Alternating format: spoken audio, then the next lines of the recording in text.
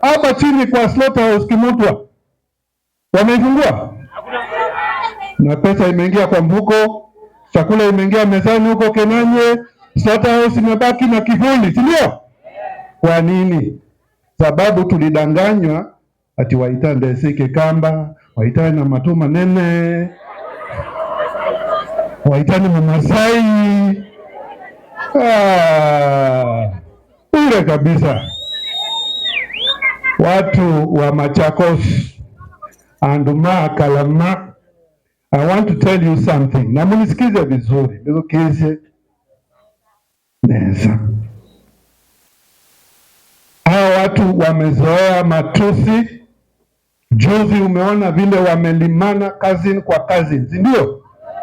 Wameaibisha kaunti yetu juu ya chini. Kenya yote inaangalia inasema, gai, ni chao.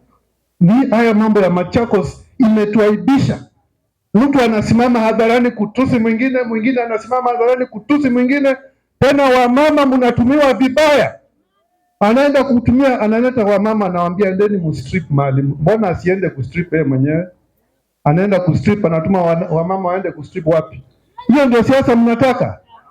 Muulize mama, Madam Governor, badala ya kutupatia sarakasi na ndombolo, si utuoneshe 58 billion shillings imeenda wapi? 58 billion shillings tangu kuwe governor wa the great county of Machakos. Umefanya nini na pesa za wananchi? Badala ya matusi, weka dawa kwa hospitali.